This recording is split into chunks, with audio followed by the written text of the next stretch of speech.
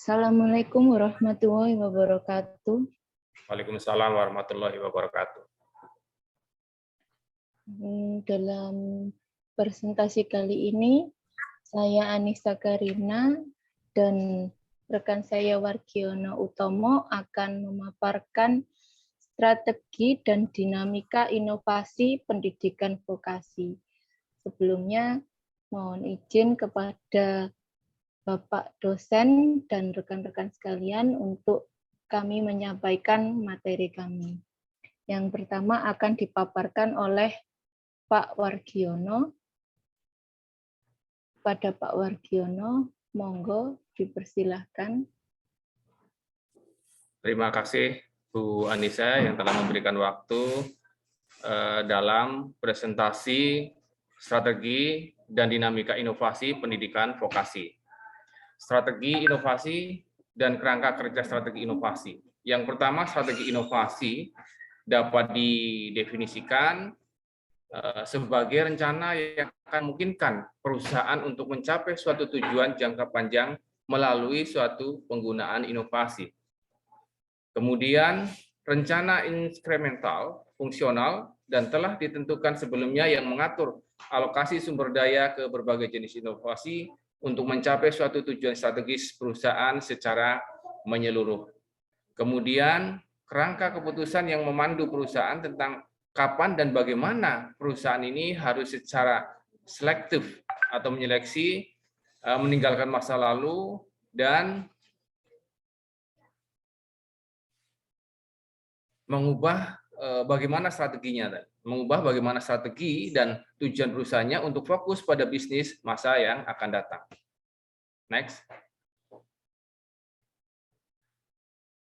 Kita lihat di sini kerangka kerja strategi inovasi. Framework yang digunakan adalah kita menggunakan scorecard ya, yang lebih dikenal telah dikenal pada tahun 1992 dalam lembaga pendidikan vokasi dan pelatihan.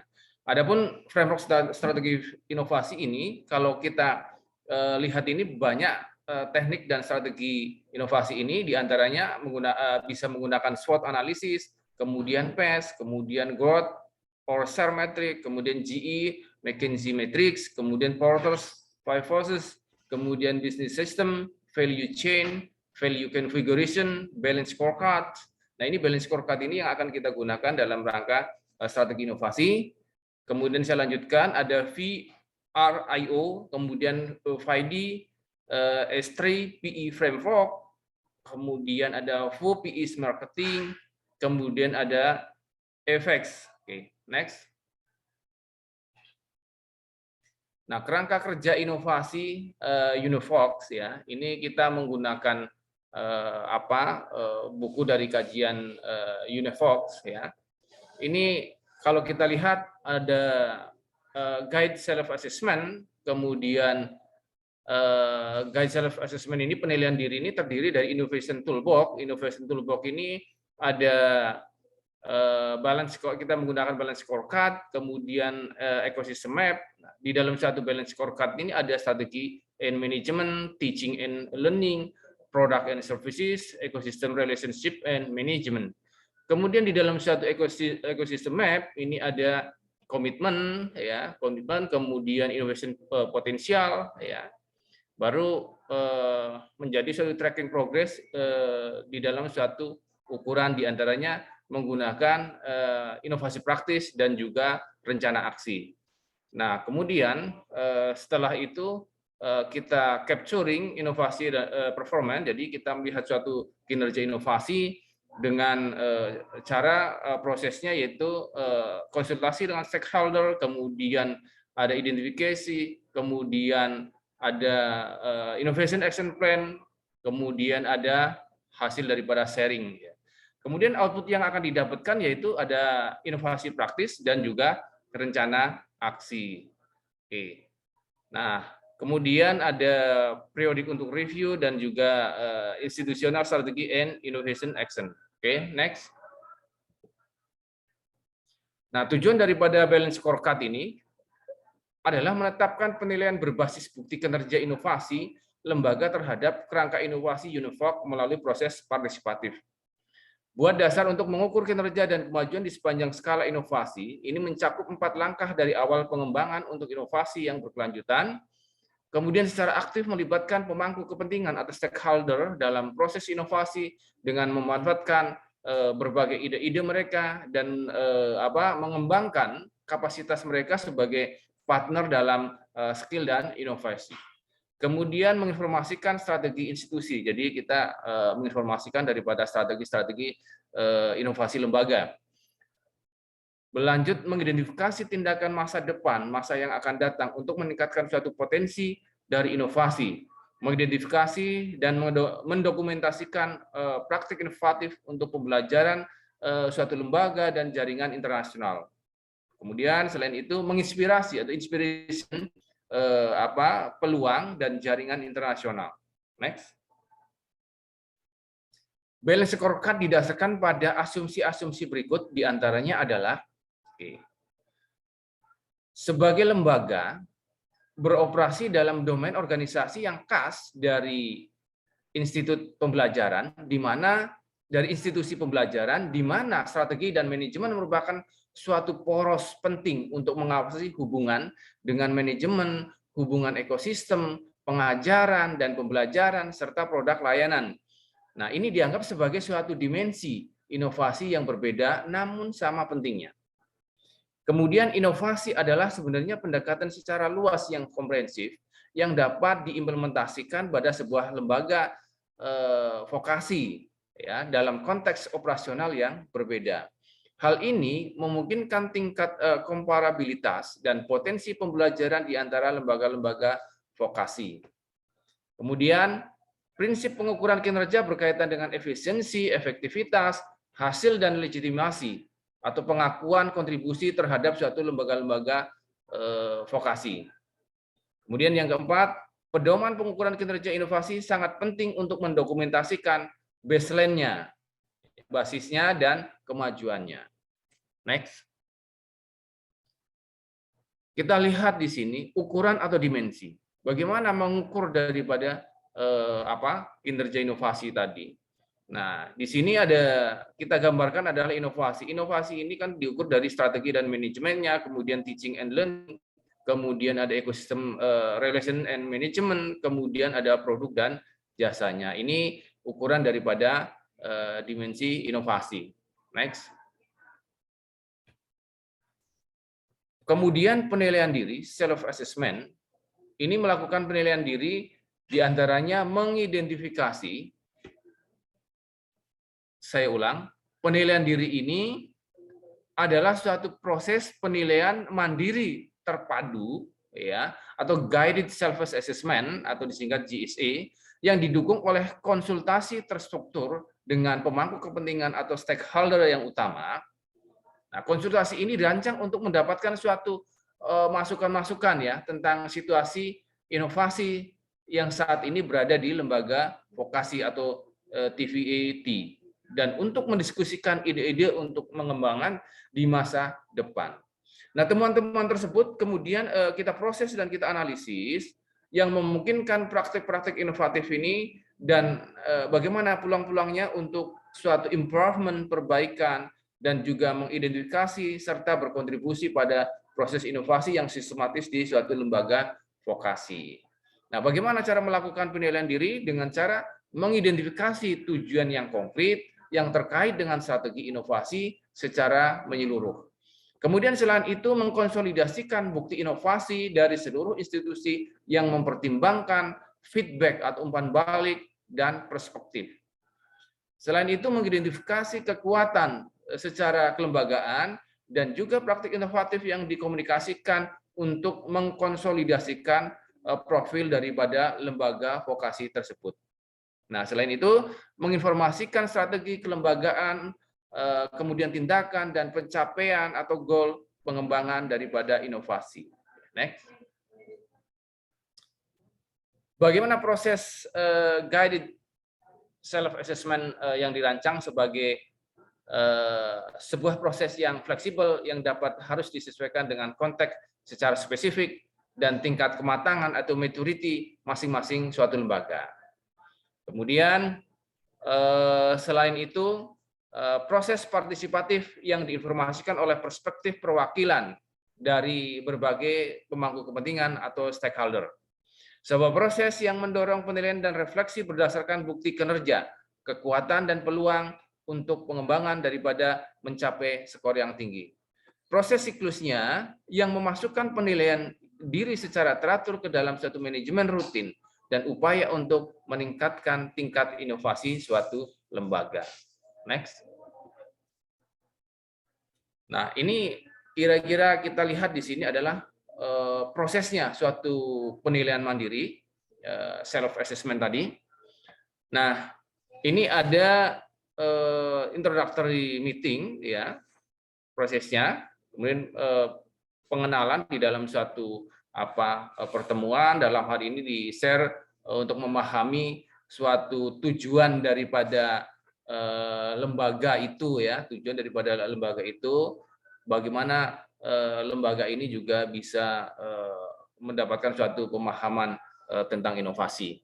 Kemudian konsultasi dengan stakeholder ya, di sini intinya bisa melihat feedbacknya, bukti daripada kekuatan dan peluang serta perbaikannya. Ini berkonsultasi dengan stakeholder, para pemangku kepentingan.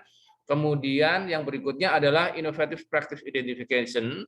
Nah, ini kita mengkonsolidasikan bagaimana kekuatan ini agar bisa menjadi kuat suatu lembaga. Kemudian innovative action plan workshop ini untuk katakanlah mencari suatu peluang ya, opportunities-nya. Bagaimana caranya? Oke. Kemudian consolidated result sharing di sini untuk katakanlah mengkonsolidasikan hasil-hasil yang telah dibicarakan tadi dari yang pertama, kedua, ketiga, keempat, dan hasilnya ini lalu dikonsolidasikan untuk sharing hasil. Oke, next. Kemudian praktik inovatif. Bagian ini menguraikan tujuan, kriteria, struktur, proses, format, dan gaya yang diusulkan untuk mengidentifikasi dan juga mendokumentasikan serta menyajikan inovatif praktis. Nah, memungkinkan lembaga TVET untuk berbagi dalam praktik inovasi mereka di antara pemangku kepentingan kelembagaan untuk meningkatkan profil dan juga reputasi mereka selain potensi keterlibatan dalam pemangku kepentingan. Nah, oke. Jadi memberdayakan lembaga vokasi ya untuk belajar dari kekuatan dan praktek baik di lembaga mereka ya. Pembelajaran ini penting untuk merefleksikan praktik yang terbaik seperti apa yang baik, menganalisis kondisinya untuk keberhasilan dan juga mengidentifikasi opportunity-nya, peluang, serta meningkatkan dan juga membuat praktik inovatif ini secara sistematis. Kemudian memberikan suatu contoh inovatif praktif ini yang dapat mempengaruhi influence pembuat suatu policy ya, kebijakan dan keputusan untuk merangkul suatu kebijakan atau sistem inovasi dan keterampilan secara nasional baik sektor maupun lokal berdasarkan contoh yang sudah sukses. Oke, next. Kriteria sebagai pelengkap untuk IP inovatif praktif ya, yaitu yang pertama fokus pada inovasi yang mencerminkan pendekatan suatu sistematis memanfaatkan semua dimensi menggunakan balance scorecard, kemudian didukung oleh hard output yang mencontohkan inovasi yang diterapkan, misalnya kurikulum baru, prototipe, metode pengajaran, proses maupun alat advokasi. Kemudian yang ketiga, inovatif dalam cara praktik dikomunikasikan. Oke, next.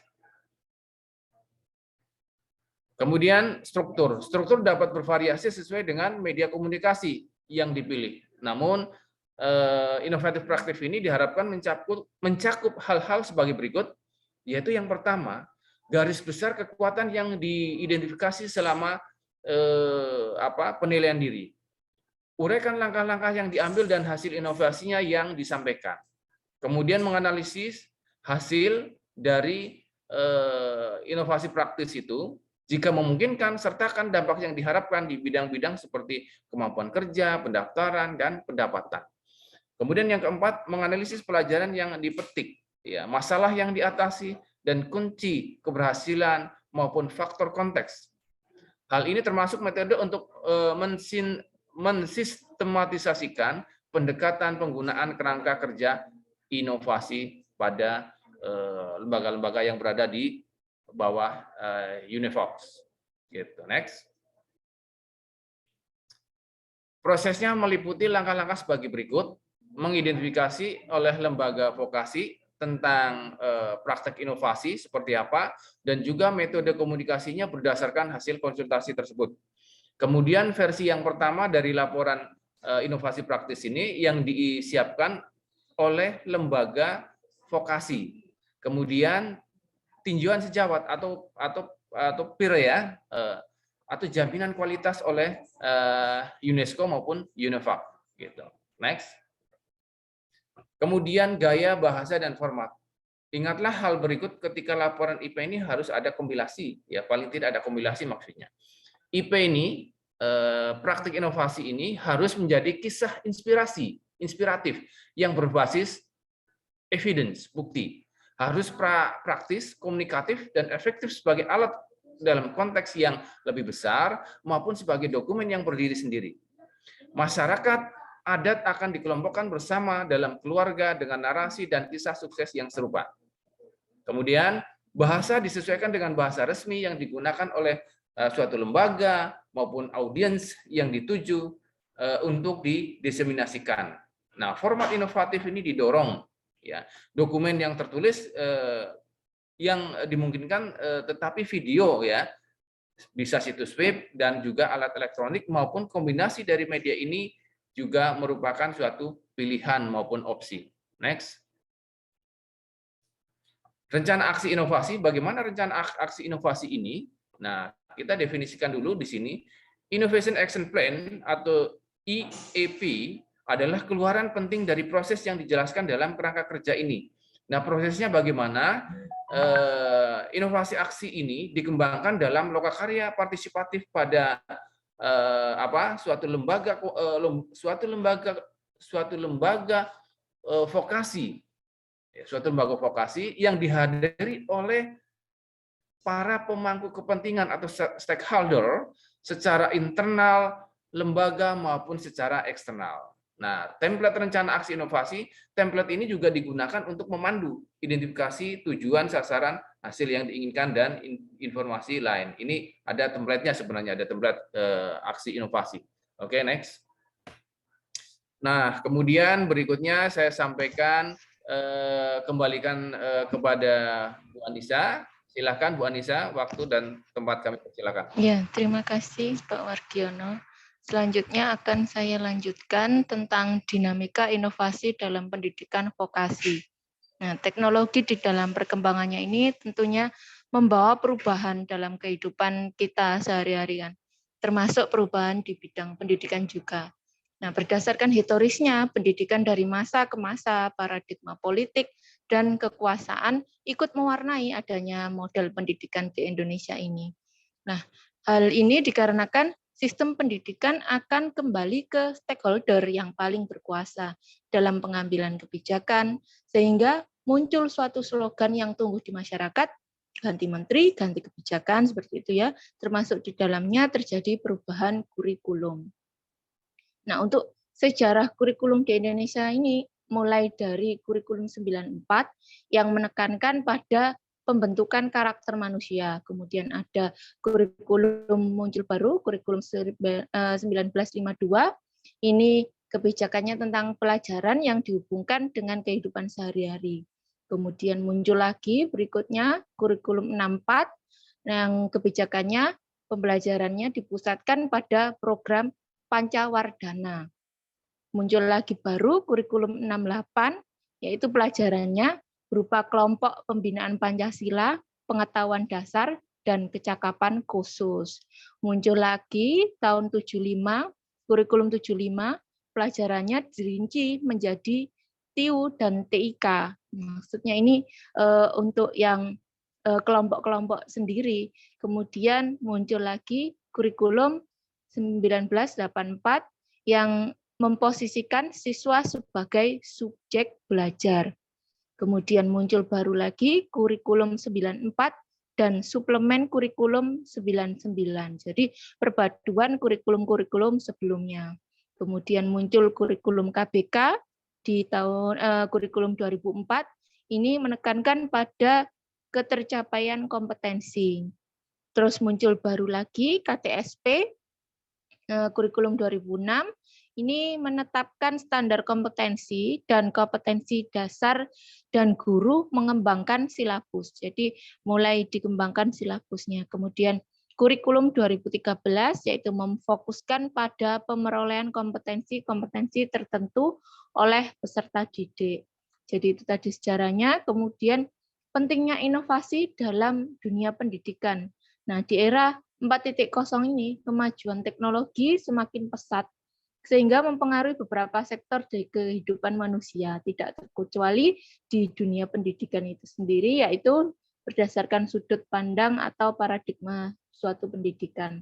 Nah, dalam hal pendidikan ada 3 paradigma, yaitu paradigma pengajaran, pembelajaran, dan proses pembelajaran. Jadi kalau paradigma pembelajaran itu ada pendidik sebagai narasumber dan siswa sebagai subjek penerima. Kemudian kalau paradigma pembelajar yaitu pendidik sebagai fasilitator, media, ada media di sini sebagai sumber belajar, dan siswa sebagai subjek penerima. Kemudian paradigma proses belajar ini pendalaman dari aspek-aspek belajar secara keseluruhan, baik di lingkungan formal maupun non formal. Kemudian tujuannya sendiri untuk inovasi di dunia pendidikan yaitu adanya perbaruan pendidikan sebagai tanggapan baru terhadap masalah-masalah pendidikan dan upaya pengembangan pendidikan yang efektif dan ekonomi. Nah, adapun masalah pendidikan yang perlu dipecahkan melalui suatu inovasi yaitu yang pertama karena kurang meratanya pelayanan pendidikan. Yang kedua, kurang serasinya kegiatan belajar dengan tujuan. Selanjutnya, belum efisien dan ekonomis dunia pendidikan. Kemudian belum efektif dan efisiennya sistem pendidikan. Kemudian kurang lancar dan sempurnanya sistem informasi kebijakan. Kemudian kurang dihargainya unsur kebudayaan dan belum kokohnya kesadaran, identitas, dan kebanggaan nasional. Kemudian belum tumbuhnya masyarakat yang gemar belajar. Selanjutnya, belum tersebarnya paket pendidikan yang memikat, mudah dicerna, dan mudah diperoleh. Terus belum meluasnya kesempatan kerja dan pemanfaatan teknologi komunikasi. Untuk digitalisasi, praktek digital, dan skill digital itu yang pertama untuk menanggapi segala perubahan tersebut. Dunia pendidikan membutuhkan pendidik dan praktisi pendidikan yang profesional, yang memiliki inovasi dan konsep gagasan yang revolusioner. Jadi perlu adanya gagasan yang baru. Kemudian di era digital ini, tenaga kependidikan harus mampu mengoptimalkan peralatan teknologi informasi dan komunikasi, dan TIK ini nanti dipergunakan sebagai media pembelajaran. Kemudian literasi digital adalah kemampuan menggunakan teknologi informasi dan komunikasi untuk menemukan, mengevaluasi, memanfaatkan, membuat, dan mengkomunikasikan konten atau informasi dengan kecakapan kognitif maupun teknikal. Nah, untuk praktek literasi digital ini dilansir dari flyer Kemenristek-Dikti. Jadi ini saya ambil dari flyer Kemenristek-Dikti. Untuk di sekolah, penyediaan kelas virtualnya ini sehingga siswa dapat belajar kapan saja dan di mana saja. Kemudian berkomunikasi antar warga, sekolah, menggunakan teknologi digital seperti pos-el atau email dan media sosial, kemudian pengarsipan digital. Nah, kalau di lingkungan keluarga ini membuat dokumentasi keluarga berupa foto dan video, terus menjelajahi browsing informasi di internet bersama anggota keluarga, menonton dengan menggunakan tutorial resep dari internet. Kemudian kalau di masyarakat, nah ini media sosial untuk peningkatan usaha dan kewirausahaan. Kemudian pengalaman sosial menggunakan petisi daring online untuk kontrol sosial dan untuk mencari pekerjaan. Nah, adapun hal-hal yang perlu diperhatikan oleh orang tua dan guru dalam penerapan digitalisasi ini, yaitu terapkan pemahaman pada anak bahwa internet ini untuk membantu tugas sekolahnya. Kemudian memberikan batasan pada anak apa yang boleh dan apa yang tidak boleh dalam menggunakan internet dan media sosial. Kemudian ajari anak untuk menjaga kesopanan dalam bermedia sosial dan dampingi anak dalam menggunakan internet dan bermedia sosial. Kemudian diimbangi waktunya untuk menggunakan media digital ini dengan berinteraksi di dunia nyata. Jadi tidak melulu di dunia maya seperti itu. Kemudian batasi penggunaan media digital. Nah, teknologi digital dalam pendidikan untuk gagasan revolusi industri 4.0 ini menekankan pada digital, otomasi, dan siber menurut penyesuaian dan perubahan respon dalam pendidikan. Nah, salah satu pemanfaatan teknologi digital di sekitar kita yang dapat menjadi fokus masyarakat Indonesia yakni teknologi digital sebagai media e-learning yang terjangkau dan menyeluruh. Nah, adapun beberapa faktor menurut KIDI 2018 ini dapat dirasakan dari penerapan teknologi dalam dunia pendidikan seperti menambah informasi, meningkatkan kemampuan belajar, memudahkan akses belajar, materinya menjadi lebih menarik, dan meningkatkan minat belajar. Nah, kalau contoh pemanfaatan teknologi dalam dunia pendidikan itu sendiri, yang pembelajaran berbasis komputer atau e-learning ini, yaitu sistem pembelajaran memanfaatkan teknologi seperti komputer dan internet dan berbagai media sebagai media pembelajaran. Kemudian untuk blended learning-nya yaitu pembelajaran yang menggabungkan antara penerapan pembelajaran tradisional di dalam kelas dengan pembelajaran online yang memanfaatkan teknologi informasi. Kalau alat pendukung pembelajarannya itu karena teknologi terus berkembang, sudah seharusnya dunia pendidikan mengikuti arah perkembangan tersebut. Jadi agar terjadi sinkronisasi yang baik antar siswa ketika dia kembali ke lingkungannya atau berhadapan dengan dunia kerja. Kalau potensi teknologi dalam mendukung pembelajaran yaitu salah satunya ini mendapat perhatian penting ya. Seiring dengan perkembangan TI atau teknik informasi ini, informasi di internet, sistem pembelajaran ini mengembangkan pembelajaran berbasis multimedia baik secara online maupun secara offline. Manfaat teknologi informasi ini dalam pendidikan adalah sebagai alat pengelolaan pengetahuan, sebagai alat pembelajaran, sebagai alat pengelolaan usaha, sebagai alat pengkajian. Peran teknologi dalam pendidikan memiliki potensi yang berpengaruh dalam proses belajar. Yang pertama ini meningkatkan produktivitas pendidikan dengan mempercepat tahap belajarnya. Kemudian yang kedua memberikan kemungkinan pelajar untuk belajar secara mandiri. Yang ketiga memberikan dasar yang lebih ilmiah terhadap pembelajaran. Yang keempat menetapkan pembelajaran, lebih memantapkan pembelajaran. Kemudian yang kelima memungkinkan untuk belajar dengan cepat dengan mengakses materi-materi yang ada. Kemudian memungkinkan penyajian pembelajaran yang lebih luas. Teknologi merupakan suatu inovasi yang memiliki peran besar dalam proses pembelajaran, di mana proses belajar pembelajaran ini nanti materinya secara komprehensif dalam pembelajaran, tetapi menjadikan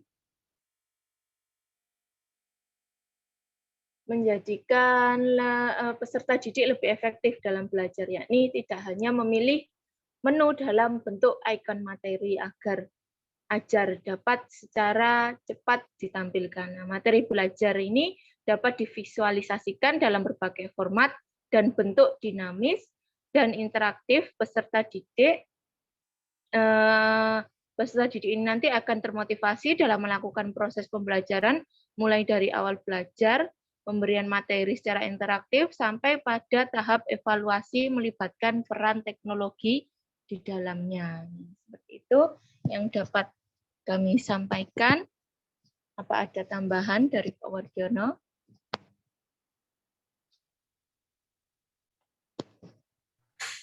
Cukup Bu Anissa, saya kira cukup. Terima kasih. Oke, terima kasih. Jadi itu materi kami tentang inovasi, strategi, dan dinamika inovasi pendidikan vokasi. Terima kasih atas waktunya untuk mendengarkan presentasi dari kami. Kurang lebihnya mohon maaf. Wabillahi taufiq wal hidayah. Wassalamualaikum warahmatullahi wabarakatuh. Waalaikumsalam warahmatullahi wabarakatuh.